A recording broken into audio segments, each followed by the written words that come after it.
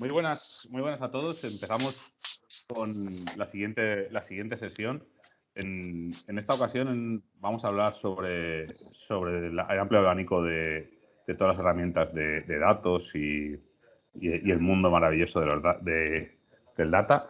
Y para ello nos hemos reunido con cuatro especialistas reconocidos de los más grandes que hay en España y muchos de ellos amiguetes que estamos en muchos eventos y muchos saraos que ahora mismo lo debemos hacer de forma virtual. Enrique Catalá, Miguel Egea, Rubén Pertusa y José Manuel Jurado. Y un servidor que se encargará de intentar hacer preguntas, que soy yo, que soy Adrián Díaz. Antes de empezar, dar las gracias a los patrocinadores locales, a todas las empresas que han apoyado este Global Azure desde el inicio, de cuando iba a ser un evento presencial, y vamos a estar tanto en Madrid como en Barcelona, como en otras ciudades de España, aunque estaban pendientes después de confirmar, y apoyaron por la comunidad y nosotros, la comunidad, desde este momento, nos sentimos un poco en deuda con empresas que han colaborado y nos han ayudado, y también están presentes en este Azure virtual. Sin más, ya vamos a lo que realmente, a la chicha de la sesión. Antes de nada, para no ser mal educado, vamos a presentarnos. Miguel. Quiero decir, pensaba que iba a presentarnos tú, así que empezamos que no funciona la demo y ya verás tú cómo acaba esto.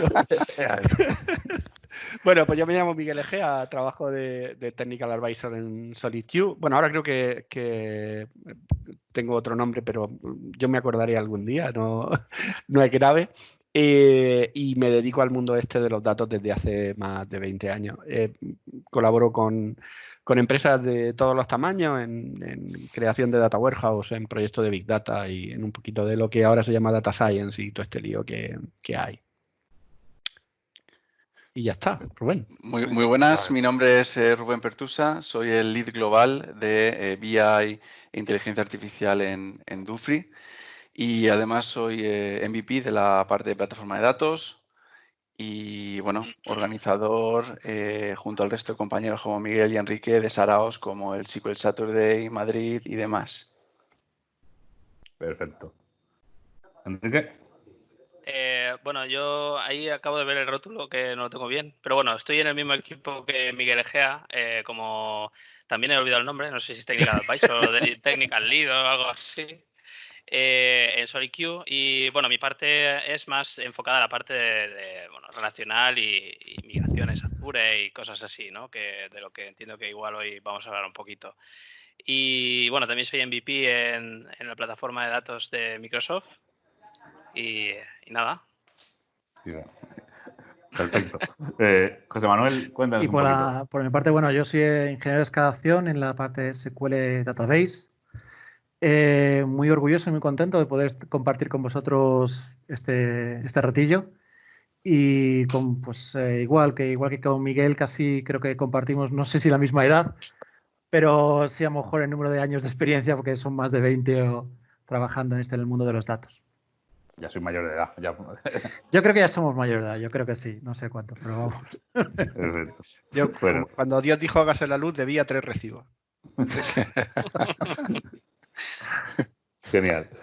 Bueno, yo soy Adrián Díaz, yo vengo a ayudarles en la parte de moderar moderar la sesión. Yo soy de desarrollo, soy MVP en una cosa también un poquito rara como es el Office Development, del mundo de SharePoint, de Office, de Teams inclusive, y bueno, y me encargo y participo en diversas comunidades como Capture, y organizamos la NetCoreConf en distintos pueblos de España, que esperamos que cuando pase todo esto podamos seguir montando saraos virtuales y presenciales, que nos gustan de todos los sitios.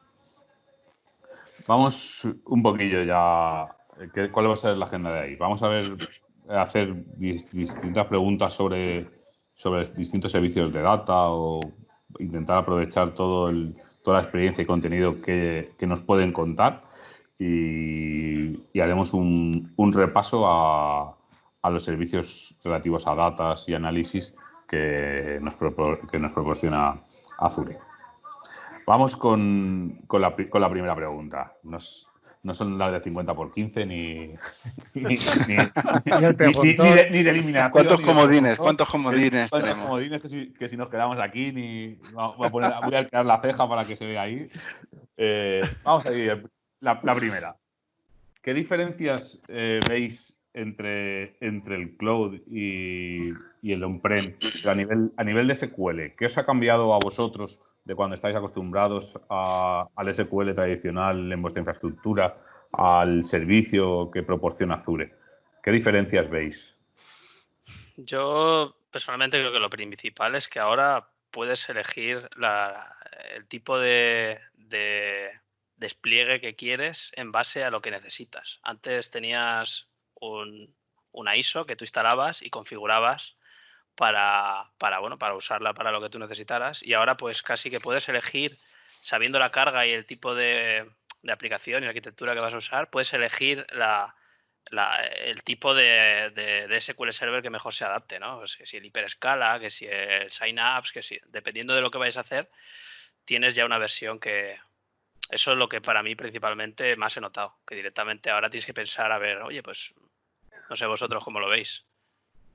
Yo estoy de acuerdo contigo, que la mejor respuesta es que, gracias a Dios, ahora no hay ninguna diferencia entre desarrollar para cloud o para on-prem, sino que tú desarrolles y luego eliges en función de la arquitectura que más convenga a tu aplicación donde lo pones. No sé, yo en la experiencia que tengo y como bien hemos visto en alguna demostración tuya, en alguna charla, con la virtualización, la gestión en Docker o Kubernetes de la plataforma, creo que vamos todavía más a esa figura de que no importe mucho en dónde esté.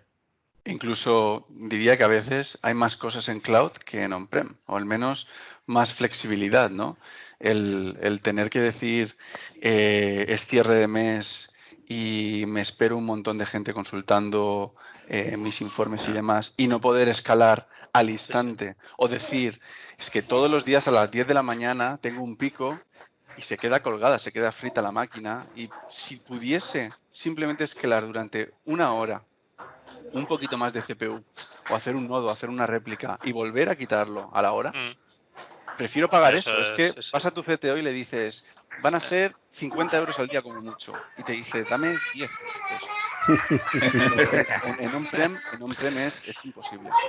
Así es, tendrías que comprar hardware. Es la hora de los aplausos, chicos. Saldrán los aplausos.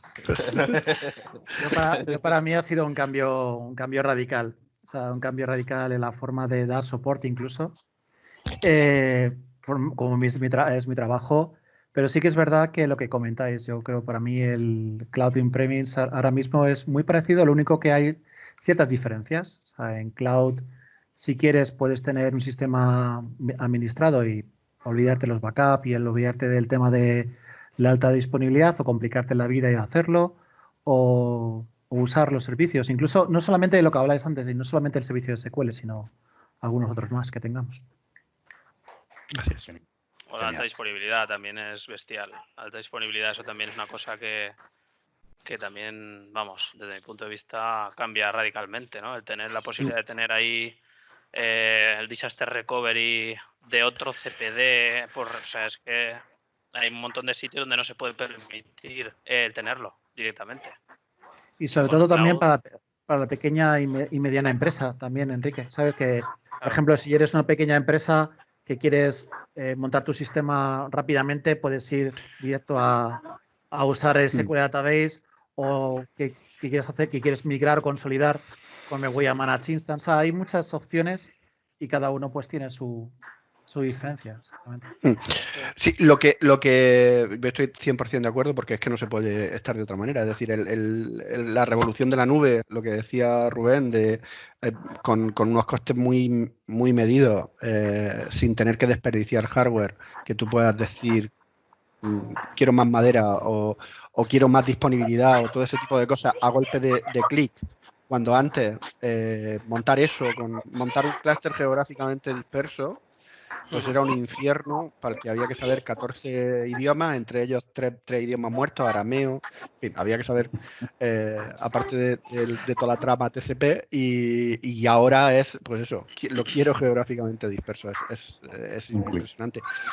Lo cierto es que la parte que también a mí me gusta resaltar, que por eso por lo que empezaba, es que eso al desarrollador le resulta transparente, que es además de tener toda esa versatilidad, te da igual hacerlo para uno. Exacto.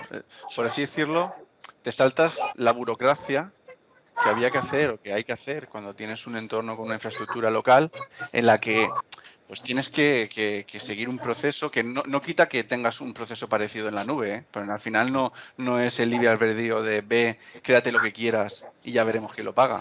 Tampoco es eso, ¿no? Pero sí que hay una burocracia por detrás a la hora de decir necesito más máquina, una serie de aprobaciones, que es mucho más lento de por sí ese proceso que el mismo proceso en la nube. Hay una cosa y termino cerca de los costes, y sí que es verdad que depende mucho del programador. O sea, yo he visto gente, o sea, clientes que usan un servidor pequeñito para hacer sus cosas y sobre todo gastan mucho tiempo en lo que es su código, en optimizar código para ajustar los costes que ellos tienen en base a los beneficios que van a conseguir. A mí también me parece eso muy importante, de que ahora antes pedías, tengo un servidor grande, pago un montón y ahora mismo puedo ajustar. O sea, es un poco más que dedicas más tiempo a ajustar el rendimiento que lo que es en sí toda la configuración que lleva detrás. O sea, eso es importante. Sí.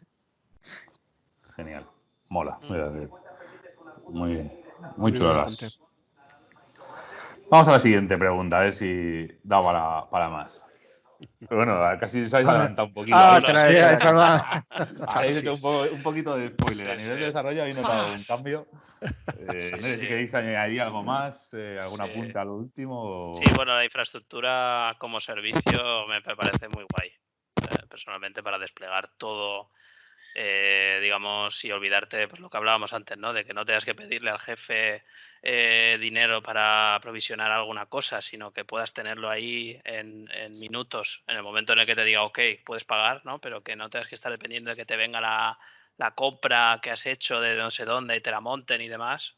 Claro, cuando estás hablando de un servidor pequeñito, pues hombre, no es lo mismo que un maquinón, ¿no? Pero, y luego sobre todo el tema de, pues bueno, los despliegues. Al final, yo personalmente estoy acostumbrado ya hace bastante a algo que antes no hacía, ¿no? Que era el despliegue de la infraestructura con ficheritos. Antes se podía hacer también, ¿no? Tú podías ponerte el INI, ¿no? De despliegue de SQLs y todo lo que tú quieras, pero nadie lo hacía porque era más fácil con el asistente, ¿no? Ahora es como, en fin, es mucho más cómodo para mí hacer un JSON de despliegue de todo el resource group con toda la historia dentro, que entrar al portal, desde mi modo de ver, que entrar al portal y hacerme el despliegue, ¿no? De la plataforma. Y ya, bueno, si entramos en Kubernetes ya es otra historia, ¿no? Pero desde el punto de vista como desarrollo, vamos, en eso sí que lo he notado. Muchísimo. Y aparte de estamos hablando de infraestructura y despliegue, aparte del código que hace el desarrollador, ¿ha cambiado o sigue matando gatitos con el SQL exactamente igual? Eso o sea, yo creo que ahora, o sea, esta pregunta hace a lo mejor 3, 4, 5 años y la misma pregunta ahora, el cambio ha sido bestial, ¿no? Porque quieras que no, y además yo lo estoy viviendo ahora porque estoy liderando toda la migración de toda la plataforma de datos de Dufry a la nube. Y en muchos casos lo que antes era pasar un asistente y que te dijese cosas incompatibles, y había muchas, y muchas que cuando tienes entornos con un procesado analítico muy potente, que tienen muchos teras que procesar, muchas consultas, un entorno con muchos usuarios a la vez y demás, utilizamos siempre buenas prácticas, arquitecturas, punteras. Siempre estamos no solo en estas charlas, sino yo siempre estoy intentando asistir a más charlas para ver qué nuevas arquitecturas y cómo optimizar ciertos procesos de carga, ¿no? Ciertas formas de crear una base de datos y demás. Creas una serie de buenas prácticas y una arquitectura basada en una serie de características que antes o muchas de ellas no estaban en la nube. Ya desde el simple hecho de decir, vale, tengo un montón de jobs para que gestionan toda mi carga de todo el data warehouse y toda la parte analítica. Pues hasta que no tuvimos el Managed Instance, tampoco no era tan fácil, ¿no?, migrar esa parte. Por ejemplo, el Change Tracking que acaban de poner en Azure SQL, el Hyperscale. Hay mucha arquitectura, hay mucha buena práctica utilizando Change Tracking. Hasta ahora, hasta hace un mes, migrar eso era decir, bueno, chicos, tenemos que irnos a la nube, hay que modificar todo nuestro patrón de Change Tracking y sí, lo tenías totalmente automatizado, la generación de ETLs y demás, genial, pero si no, ponte a mover y a modificar todo el backend de uno a uno, ¿eh? Pues que sepas que no he visto ningún caso de Dufry, de soporte. O sea, porque lo estoy llevando yo y te la estoy cargando yo toda. Aquí tiene al soporte. No, lo tenemos en Suiza, está en Suiza, José Manuel. No, yo, por ejemplo, dos cosas. Yo creo que una cosa es la integración. A mí, una cosa que he visto, o sea, aparte de SQL, también es que integras, o sea, tienes un montón de cosas donde tu aplicación puede usar. No datos de SQL, sino otras cosas, de Redis, caché, etcétera, que también te ayudan mucho a la hora de desarrollar, que tienes muchas más posibilidades, ¿vale? Y luego, otra cosa importante para mí es la escalación, es decir, cómo escalas. Es decir, he visto situaciones, por ejemplo, con el tema de Black Friday, he visto cosas impensables. O sea, cuando dices, oye, pues dependiendo del número de peticiones que tengo, voy a subir el número de máquinas usando el mismo código. O sea, que al final también es algo importante a nivel de desarrollo. Y sobre lo que he comentado al principio, el tema de performance. Yo creo que ahora también se pone mucho foco. O sea, puedes seguir haciendo lo que tú quieras, mandar a gatitos y comprarte un maquinón, ¿vale? Pero sí que es verdad que el tema de performance, lo que he visto es que sí que es verdad que puedes ahorrar mucho dinero si trabajas bien. Eso está claro. Siguiente pregunta, a ver si es spoiler. Esa la pongo fácil, Soy entrevistador. Al pie, la mandas al pie. Y para que rematéis. ¿Cuáles son los principales beneficios que nos ofrece Azure en el mundo de data? Muchos ya los habéis comentado en las dos respuestas anteriores. La flexibilidad me permitís que la flexibilidad es fundamental. Aparte de la capacidad de que hay realmente un recurso muy potente, es la flexibilidad y la facilidad. Hablaba con Rubén en el mundo este de los datos, por ejemplo. Hay una funcionalidad en Analysis Services, por poner uno de los 10 millones de ejemplos que hay, en el que tú le puedes decir cuántas instancias quieres que tenga en el frontend y cuántas quieres en el backend que estén procesando tus datos, ¿vale? Montar esa arquitectura on-prem eso era un infierno. Y aquí en Azure es, pues eso, irte a la calculadora y saber lo que te va a costar, que eso lo tenías también en on-prem. Pero simplemente decir, pues quiero 5 instancias y una por detrás procesando, aplicar y simplemente funciona. Entonces, el concepto este, que además hace ya, pues no sé si fue en 2005, veía a una persona del equipo de producto de SQL Server a hablar de eso, de cuál era la verdadera revolución del mundo este de los datos, y hablaba justo de esto, del simplemente funciona. Y lo hacía con un ejemplo muy gráfico, que a mí personalmente me encantó, que es, él hablaba de cómo eran las televisiones, que Adrián, tú no te acuerdas y Rubén probablemente tampoco, pero las televisiones cuando eran en blanco y negro tenían delante como 263 botones, pero sí lo habéis visto en los monitores. Tenían 263 botones que servían para configurar cualquier cosa. Tú podías configurar cómo se curvaba por la derecha, cómo se curvaba por la izquierda, por arriba y por abajo, en 4 botones distintos. Podías decir que se fuese a la izquierda o a la derecha. El resultado era que en cuanto tocabas uno de esos botones no volvías a ver la tele bien nunca jamás. O sea, el primer día ya dejabas de ver la tele. Ese día no, la veías torcida. Alguna gente, si te iba más a la izquierda, estaba más delgada, si iba a la derecha, estaba más gordita como yo. Dependía de un poco de tu habilidad, pero volverla a ver bien, olvídate, nunca jamás. Sin embargo, ahora tú miras un televisor y no tiene botones. tiene un mando a distancia, cuando la enciende la primera vez te dice, dime el idioma, español, te sincronizo las cadenas, sí, ¿quieres que te las ordene? Sí, punto. El concepto este de simplemente funciona, yo creo que es algo que se nos ha hecho tan transparente en Azure que no lo ponemos en valor.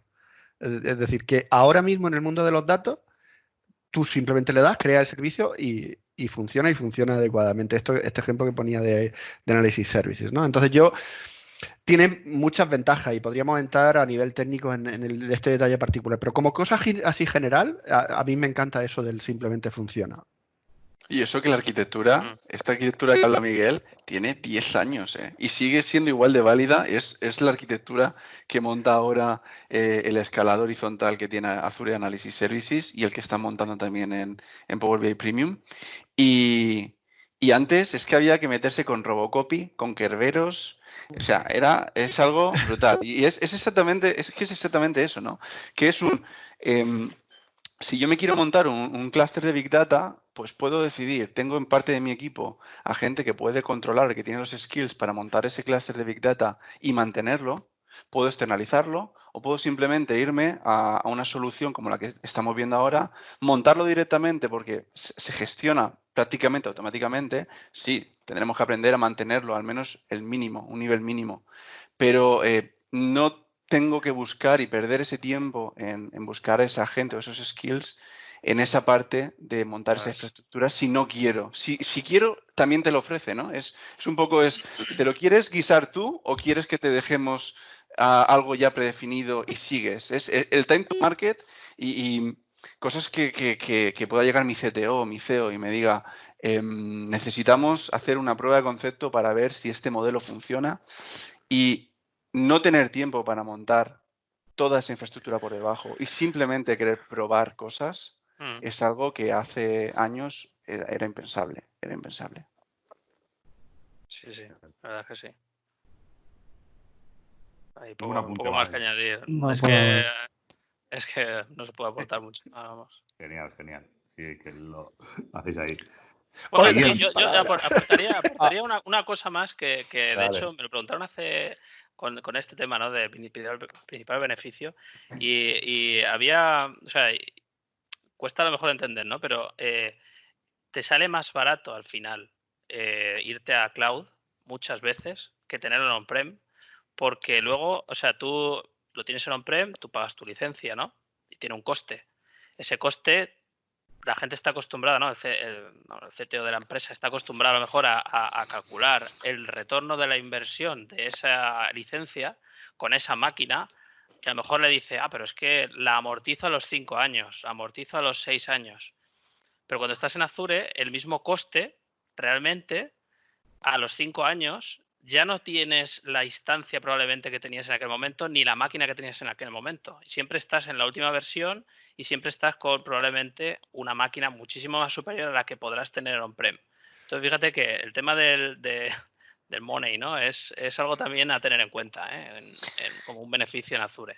Y ojo que yo esto también lo veo, o sea, no es una desventaja, pero es algo a tener mucho cuidado. Es un poco el mensaje que ha dado tanto Miguel como Enrique como José Manuel, que es, ojo, que tú puedes escalar y ponerte un maquinón, igual que podíamos hacer on-prem, que podíamos llegar y si tenías la flexibilidad de comprar máquinas, te decían, esto no va, métele hierro, ¿no? Y debería ir más rápido. Pero el problema a lo mejor no era que va a ir más rápido, sino que tu código no escala.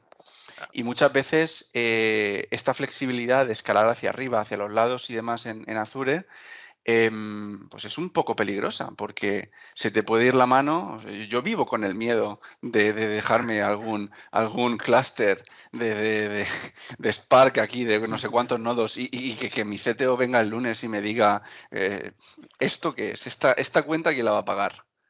¿Vale? Es algo que hay que tener mucho cuidado y tener una gobernanza también de la infraestructura importante, ¿no? Y tener unos límites y si no, automatizar que todo se apague y que no haya ahí una bomba. Sí. Muchas veces se camuflan los fallos en el desarrollo porque escala y sigue funcionando igual de bien. Exacto. Sí. Vamos a la siguiente. A ver. ¿Qué aspectos crees que se deben de mejorar en Azure? Todo no iba a ser fácil y al pie, está ahí, nos están atacando un poquito. Pues fíjate, yo tengo uno que además es recurrente. Y es que, por alguna extraña razón, la gente se piensa que teniendo tu data en un SQL Pass, se autogestiona solo. Falta como algún warning, algo que cuando despliegues tu Azure SQL Database, por ejemplo, te diga, tío, tienes que reindexar, tienes que poner estadísticas, tienes que, ¿sabes? O sea, que no se autogestiona solo. Y esto es una cosa que es muy recurrente, ¿no? No sé si es que todo el mundo me llama por lo mismo, pero vamos. El mail les llega al spam seguro, porque yo cuando monto de estas de aquí, y como estás depurando, tienes un mal rendimiento en esta consulta que te se ha quedado parado. Digo, claro, si estoy depurándolo. Y llega el mail al spam. Sí, pero que yo voy al tema de que siempre te responden con un A, pero no se actualizan los índices solos. ¿Sabes? Que falta ahí, no sé, ¿sabes? Que sí, que puedes poner un check y todo lo que quieras, pero... Y no creas, Enrique, perdona, no creas que tenemos tantas preguntas como esa, que las tenemos, en soporte. Sí. Sí. Pues a mí, pues mira. Es verdad. O sea, acabas de dar una de las claves que es verdad. Perdona o sea, continúa, por favor, que solamente era... No, es sí, verdad, era eso, sí. Eso es lo que... No sé, vosotros qué tal habéis visto por ahí. Yo, por ejemplo, yo creo que todo se puede mejorar. Al final, todo, las máquinas, el almacenamiento, al final, se van viendo cosas. Con lo cual, no te puedo decir, o sea, yo creo que todo se puede mejorar. O sea, no tengo ninguna cosa que digamos. Al final, por eso, cada vez que te levantas por la mañana y enciendes, vas al portal, ves algo nuevo. O sea, por eso yo creo que no vamos a parar nunca de sacar cosas nuevas. ¿Sabes?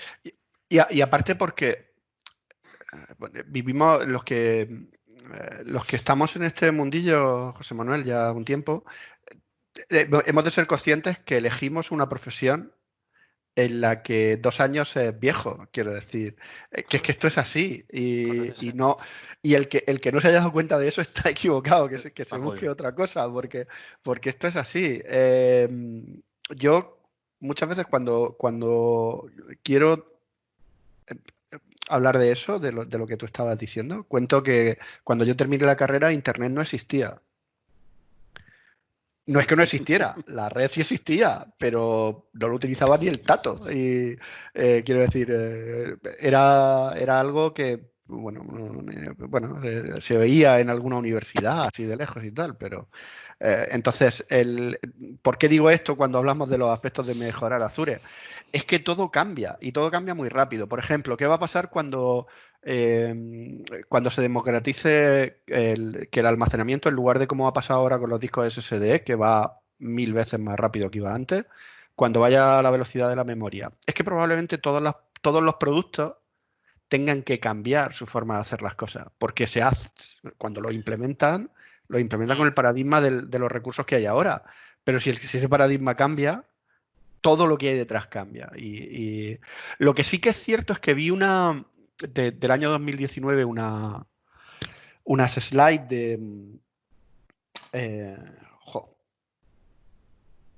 Se me ha ido la pelota de lo que quería decir. Pero unas slides de Gartner, perdón, en las que hablaba de cómo estaba el mercado del mundo de los datos, relacionándolo con el mundo del Big Data y todo esto.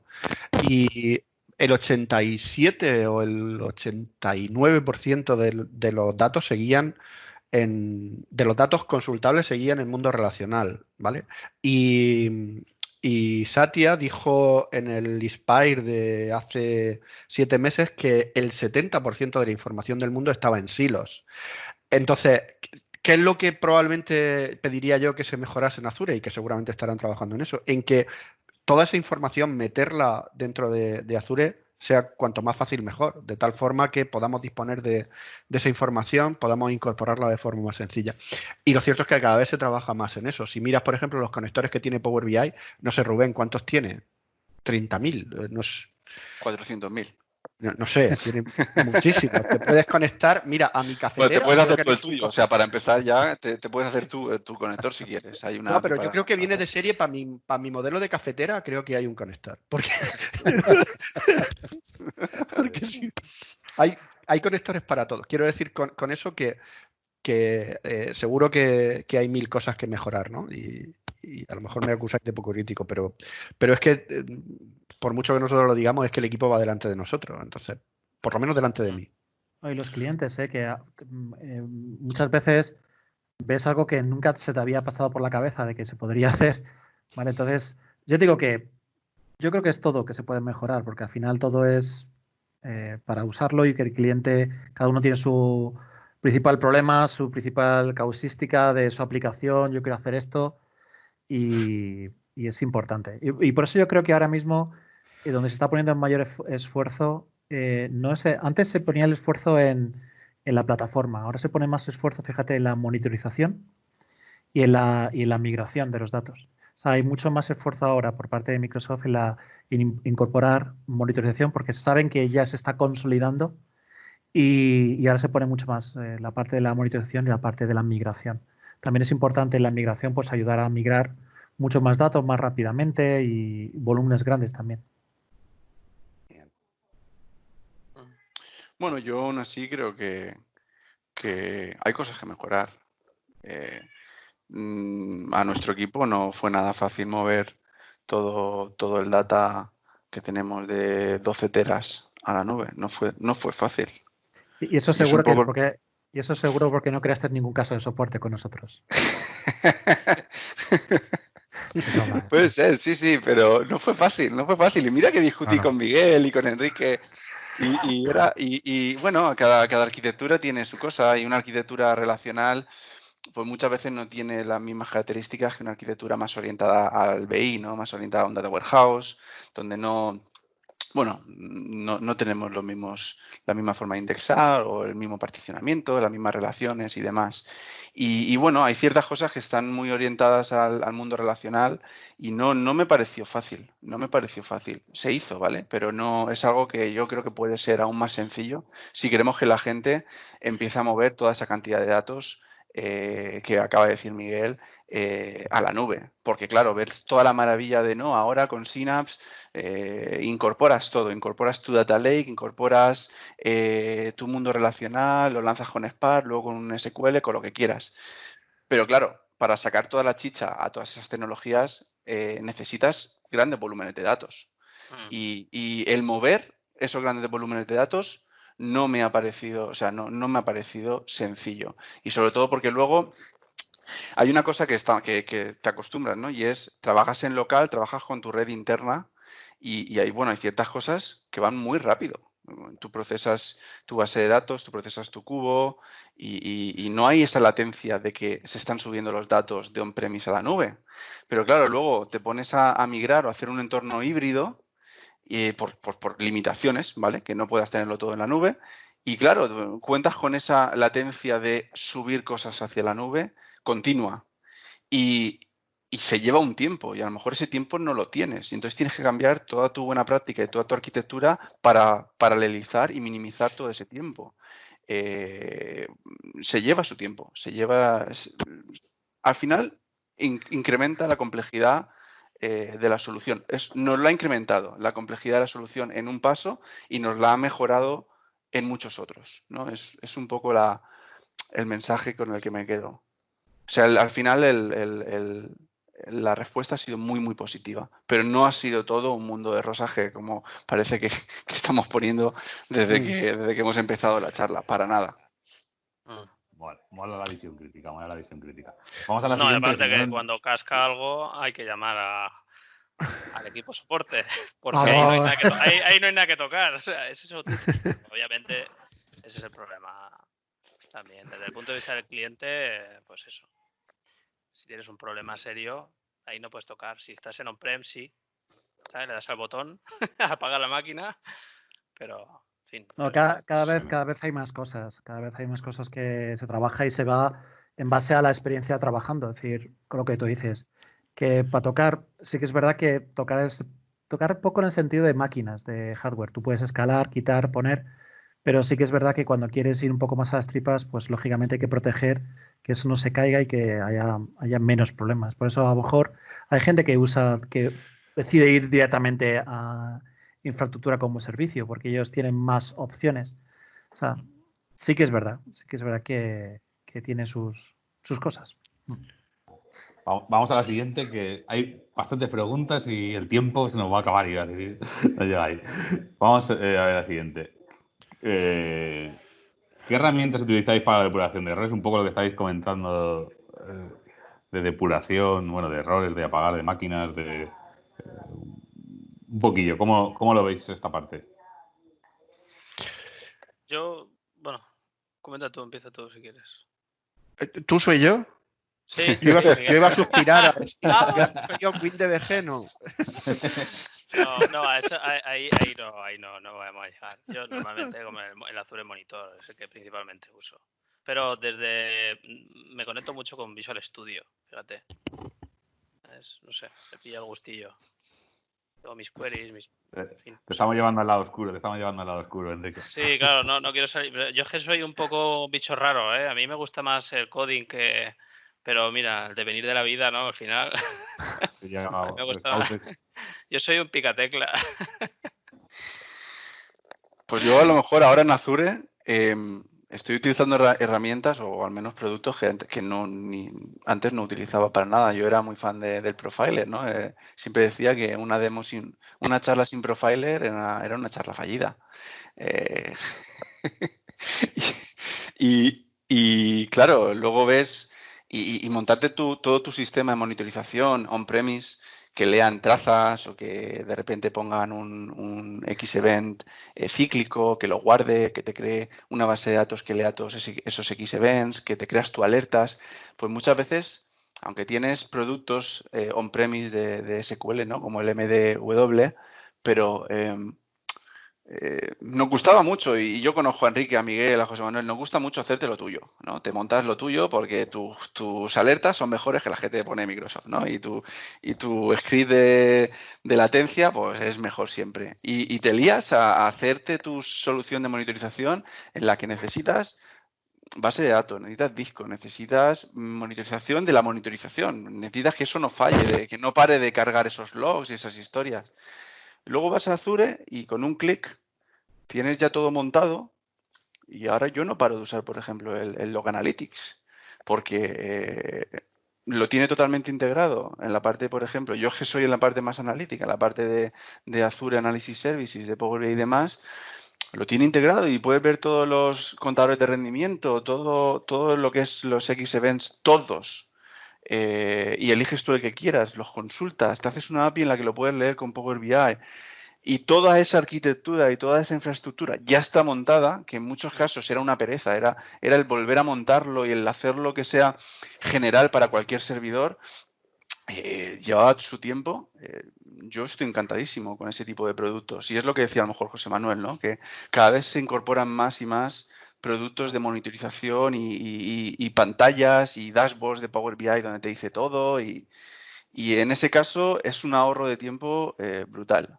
He pasado de utilizar Profiler a prácticamente no usarlo porque ya lo veo con un par de queries que tengo en el Log Analytics.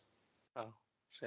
Application Insights, el que es también en fin, es que al final no merece la pena lo que has dicho, Rubén, sí es que no merece la pena. Otra cosa ya es cuando entras ya a nivel bajo nivel, ¿no? De queries y tal, que obviamente, pues hombre, hasta ahí no llegas, pero sí que es verdad que no tiene sentido ya ponerse a hacer una herramienta de monitorización para cierto tipo de cosas.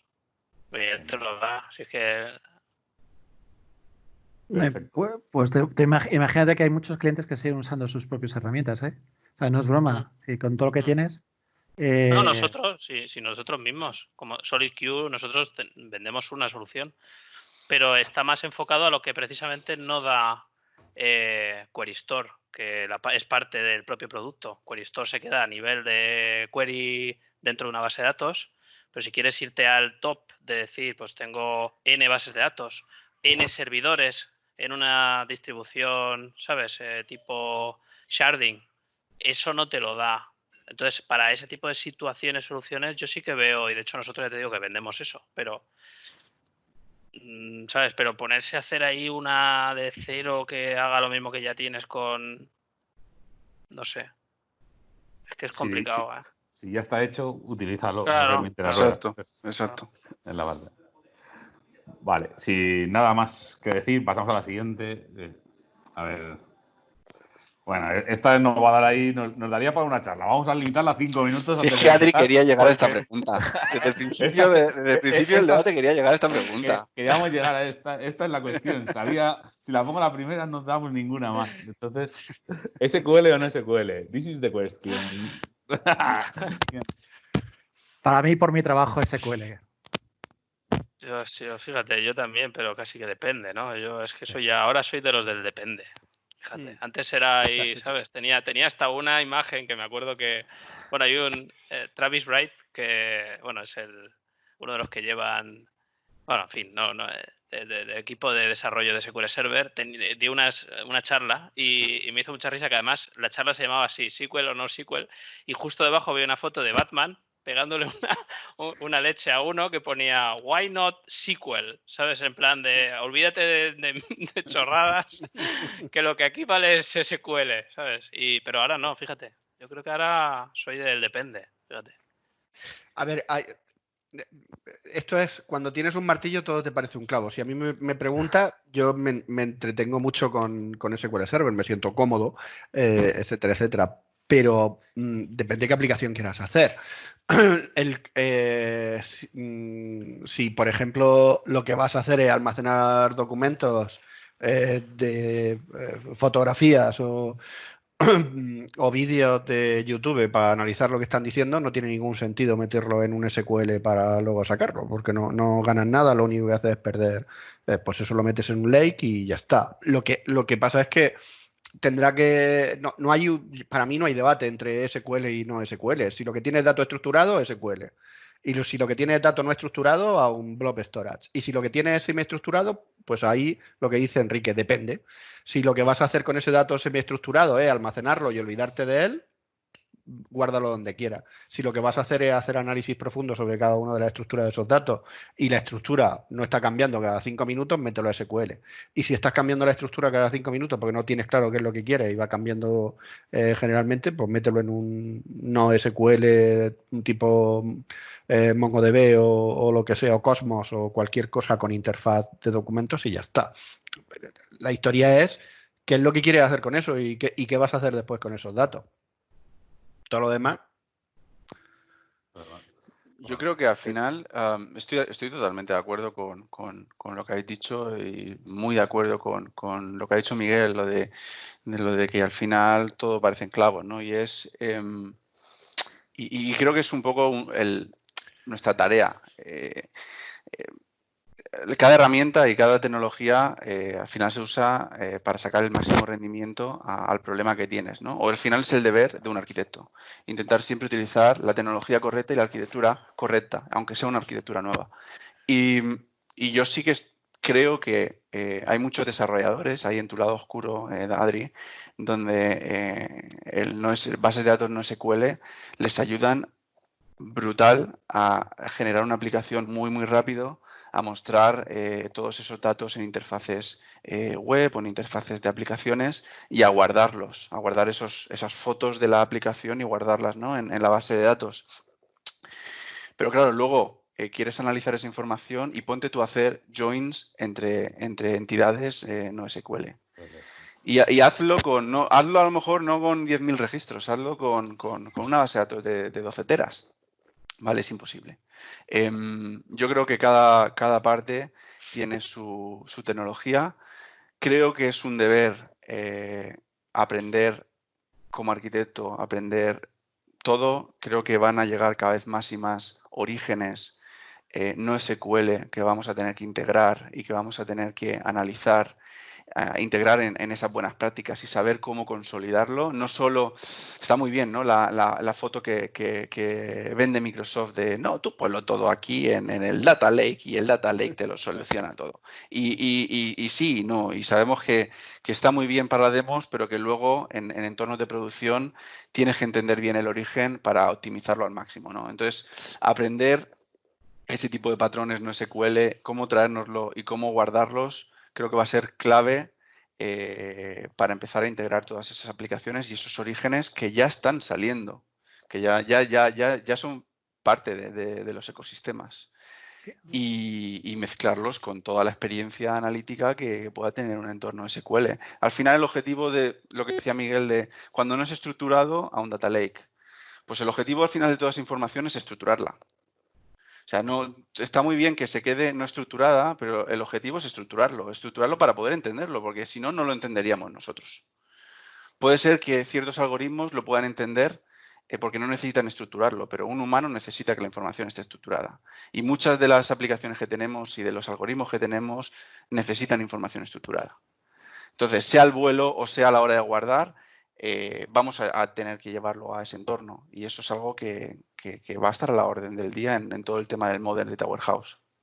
Entonces, es un depende. Yo creo que aquí la respuesta es un depende así. Yo no estoy de acuerdo contigo, ¿eh? Yo no estoy de acuerdo contigo. Lo mejor es el SQL. No, un columnar ahí y todo. Columnar a todo. ¿Sabes una cosa que he aprendido en estos años? Y es, la verdad, es la cantidad de cosas que hay para hacer cosas diferentes.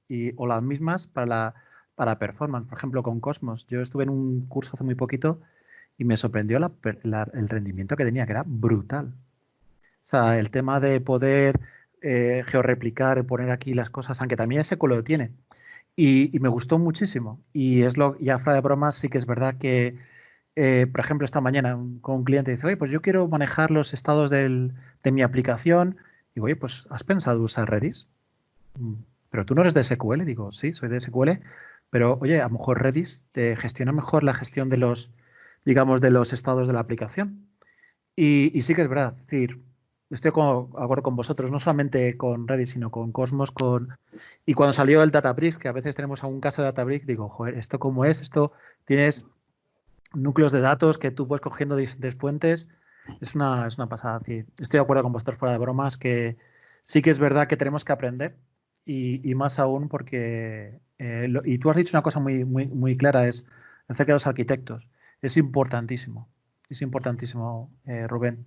El tema de los arquitectos, ahora mismo el elegir, aunque luego puedes cambiarlo y pagar el pato o algo así, como podemos decirlo, pero sí que es verdad que los recursos son, o sea, que el diseñar al principio cuál es lo mejor para cada cosa es lo mejor ante un proyecto. Estoy de acuerdo con vosotros, Pablo. Bueno, nos quedan 5 minutos. Vamos a la última pregunta y hacemos la de los servicios, porque estaríamos todo el día. No nos va a dar tiempo a terminar toda la batería de preguntas. Si no, lo dejamos para otro meetup o cualquier que lo vamos a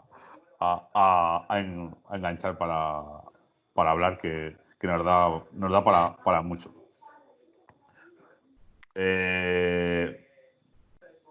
Última pregunta. ¿Queréis esta o pasamos a la siguiente? La siguiente. La siguiente. ¿Hasta dónde llegan? Está genial. Vamos a despedirnos con esta y después la otra. ¿Hasta dónde llegan los datos normales y cuándo empieza el llamado Big Data? ¿Pero cuándo? ¿Cuándo? La pregunta es ¿cuándo? ¿Cuándo? Yo creo que en ingesta por segundo, ¿no? Yo no sé. Casi que lo veo más ahí. Más que en tamaño, ¿no? No sé. El problema es que Big Data ahora mismo no es nada, es un término de marketing. Es decir, es un término que se utiliza, si veis la televisión, no estoy hablando de quién sabe lo que está diciendo por detrás, pero si vosotros veis la televisión, cuando le preguntan a un experto, le dicen, ¿qué habéis hecho? Eso que habéis hecho vosotros con vuestro Big Data del COVID-19. 600 filas. 600 filas, sí. Sí, pero esa pregunta la habéis oído vosotros en televisión igual que yo, ¿vale? Y el tema está en que el Big Data como palabra está totalmente devaluado, es un término de marketing. Si lo pensamos desde el punto de vista de ingenieros, de informática, esta pregunta carece de sentido. Es decir, tú sabes perfectamente si el volumen de datos que tienes va a ser capaz de ingestarlo con SQL Server, procesarlo con una base de datos relacional, o si vas a necesitar procesamiento masivo paralelo, y en cuyo caso tienes SQL también como alternativa. Quiero decir, me refiero, tienes SQL Server como alternativa en un Big Data Cluster y tienes Spark como alternativa. Lo que creo que ya no es una alternativa nunca más es Hadoop en el puro estilo Hadoop, en plan ponerte a implementar MapReduce y cosas de ese tipo. Eso creo que hoy en día está totalmente fuera de la ecuación. Por lo demás, si hablamos puramente de la cantidad, variabilidad, de las 4 o las 5 o las 7 Vs que se hablaba en su momento, pues esa depende del momento, porque la capacidad de procesado cada año va cambiando y por lo tanto lo que es big cambia de estructura. Y si hablamos de lo que entiende la gente, pues SQL Server resuelve Big Data sin ningún problema, es capaz de utilizar R y hacer minería de datos, o tenemos dentro de la plataforma Azure Machine Learning que es capaz de utilizar algoritmos de ese tipo. Quiero decir que hay soluciones dentro de la plataforma normal de datos sin tenerte que ir a grandes despliegues de clúster o de, no sé, de ese tipo de cosas. No sé vosotros qué pensáis. Le tenía gana a la pregunta, como habéis visto. Ahí está. No, pero al final... hace 5 años, pero sigue. No, dale, Enrique. No, que digo que hace 5 años, igual, te hablaban de bases de datos de 12 terabytes relacionales, ¿no? Y decías, hostia, pero es que ahora una base de datos de 12 terabytes tampoco es para salir corriendo. Y SQL la mueve sin problemas. Entonces, lo del Big Data, por eso digo que al final, para mí personalmente, porque eso ya es casi una opinión, pues eso, ¿no? Es que es por la ingesta de datos. Es decir, no es lo mismo diseñar un sistema que vaya a mover 100.000 filas por segundo que un sistema que está inyectando, pues yo que sé, 1 millón de filas por segundo. Y la fila a lo mejor son de, yo que sé, 40 columnas. No es lo mismo. Entonces, ahí es donde... ¿Sabes? Para mí a lo mejor es, pues igual no me va a valer SQL Server dentro de un año a este ritmo, por decirte algo, ¿no? ¿Sabes? Porque con lo que tengo ahora yo sé que dentro de un año no muevo. Entonces, pues para mí a lo mejor este sistema debería ser un sistema que no sea SQL Server. Ya debería irme a un Synapse, por ejemplo. Sí, también es cierto que no todo el dato cuando muchas veces es un dato muy masivo, suele ser un dato no estructurado, ¿no? Y en ese caso, ahora con las soluciones que tenemos en 2017 y 2019 de SQL, pues sí que es como más Big Data friendly. Pero antes no era tan sencillo y no valía un poco. La solución de tener el tipo de datos JSON tampoco era una solución en ese tipo de casos. Pero bueno, oye, cuando nació, yo estoy de acuerdo en que al final es igual que decíamos, como arquitecto tienes que decidir cuál es la tecnología que te va a permitir procesar la información que tienes y decidir si esa información ya tiene todo el valor en la estructura en la que tiene o si tú crees que en un futuro tendrá más valor. O sea, podrás extraerle aún más valor, porque la estructura es no estructurado y no sabes todavía qué tipo de preguntas puedes solucionar, ¿no? Es así un poco como nació entre eso y el dato masivo. Y ahora sí que hay muchas más soluciones.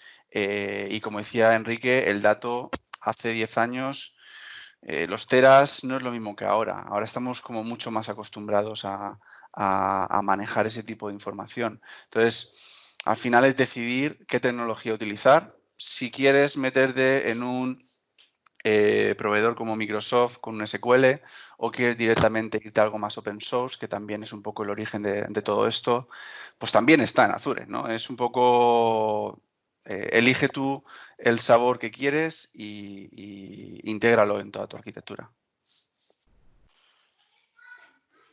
Yo desde que vi a un señor un esquema de Machine Learning de procesos que no cabía en una pantalla de no sé cuántas pulgadas, yo dije, esto se ha acabado. O sea, que no te puedo decir mucho más de lo que hay porque hacía auténticas barbaridades. O sea, no te puedo decir mucho más. O sea, que... Genial. Bueno, por ir terminando, que se nos está alargando un poquito más y no llegaría ahí, quedan muchas más preguntas del futuro que hablaremos, ¿vale? Y por rematar un poquito la sesión, he puesto aquí 2 slides para los servicios que nos ofrece Azure a nivel de data y a nivel de análisis. ¿Alguno en particular que de los que no hayamos hablado, que queramos decir o que queramos hablar? tenía otra pregunta, que hay muchos clientes que no la están haciendo. Muchos nos están yendo, ¿por qué MySQL en lugar de SQL Server? Si me cuesta la mitad y también es relacional y escala y tiene. Pero esa la dejamos para el del año que viene. O un evento que montemos después. Esa era ya para tirar, porque muchos me la hacen a mí. Y yo digo, yo no sé de datos, a los que se preguntárselo a quien sepa de datos, pero habría que tenerlo también en cuenta. Pues no sé la pregunta, luego ya la dejaremos para otra vez, pero yo doy soporte en la parte de MySQL y Postgres y joder, ahí sobre todo con el tema de Citus, es tremendo el volumen de datos que están manejando, porque es muy parecido con Synapse o SQL Data Warehouse. O sea, es que al final depende de lo que necesites y depende de tu infraestructura. Si tus servidores Postgres o MySQL, pues úsalo. Es decir, al final te ofrece la misma, digamos, la misma capacidad en términos de rendimiento y, ¿sabes? O sea, igual que SQL Database. Esa parte de Postgres le falta SQL Server, ¿eh? Eso que has ¿Sí? comentado, sí. Eso, ahí ves, ahí le enganan. Sí. Vamos mejorando, que eso no, yo trabajo no sé cuántos casos habrá al día, pero sí que es verdad que, vamos, no es por defenderlo, pero vamos, por el trabajo, pero sí que se ha hecho un gran esfuerzo, y verás que con Citus, por ejemplo, lógicamente ten en cuenta que se compró una compañía que hay que adaptarla al modelo, pero hay muchos clientes con un volumen desorbitante. No, sí, por eso te lo decía, que me gusta mucho esa parte de Postgres. O sea, no lo decía al revés, lo decía a favor. O sea, que justo eso es lo que creo que le falta a SQL Server, precisamente. Esa implementación me pareció una pasada. Yo también cuando la vi dije, jo, macho. Sí. Y de la parte de servicios de analíticos y demás, Rubén, algo... Yo creo que Synapse va a ser un poco... o sea, hay mucha inversión en Synapse. Al final, el valor añadido muchas veces de Azure no es solo el producto en sí o la tecnología que puedes utilizar, sino cómo se integra, ¿no? Cómo tienes un montón de servicios integrados de una manera muy sencilla. Y lo que vemos que viene del equipo de producto es que Synapse va a ser, por así decirlo, una super capa analítica en todo el tema de Data Analytics, Data Lakes, Power BI, cubos y demás. Temas de análisis de trillones de filas, como hay alguna demo que se puede ver y que tú ves solamente en memoria la parte agregada, pero que luego el detalle lo guardan en un Synapse que se hace agregaciones solas y todo eso automático. Y claro, eso llega un momento en el que esa integración tenemos que estar al día, ¿no? Para saber si Synapse se va a convertir en una pieza clave o no. Y parece que sí. Parece que sí, que vamos a tener que tenerlo en el radar en todo este año y el año que viene. Fíjate, aparte de lo que comentas, Rubén, que coincido totalmente, ese es uno de los servicios que creo que es el de los top, porque además no vas a poder, a pesar de que esté el Big Data Cluster y tal, pero hay otro también que es muy top, que habría que darle también una vuelta muy fuerte, que es la del hiperescala de SQL. Es una de las cosas que, vamos, a mi modo de ver, tampoco, o sea, no lo puedes tener en on-prem, por ejemplo, ese tipo de escenario. Y, en fin, es algo que no se habla mucho de él, o por lo menos no lo veo yo mucho en conferencias y tal, pero pienso que es uno de los mejores servicios que tiene él ahora mismo en Azure. Como PaaS, hiperescala, me parece una pasada. Además, por la tecnología que hay detrás, Claro, por eso digo. Todos los archivos están en un formato diferente, no solamente en un solo fichero, está con servidores de páginas que les llama. O sea que es verdad.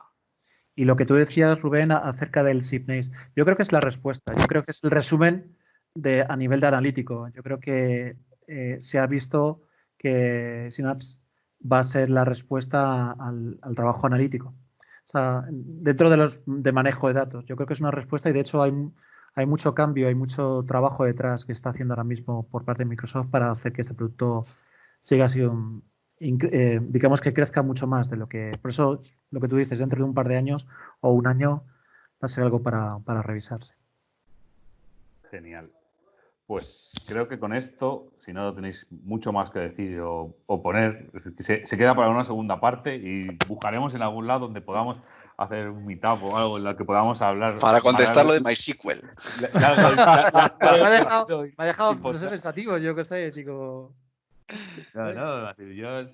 Hay preguntas para y eso que nos la habéis puesto vosotros. Yo es que creo que cada pregunta que hemos hecho hoy podríamos haberla extendido todo el día.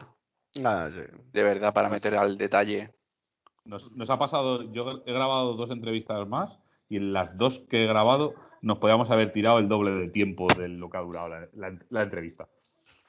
Pues sin... Es que si juntas tecnología con gente que le gusta hablar de tecnología, el cóctel perfecto. Nos falta ponme un gin tonic y dame ahora. Bueno, con esto nos despedimos y esperemos que continúen viendo las siguientes sesiones del Azure Virtual que serán muy interesantes. Aquí.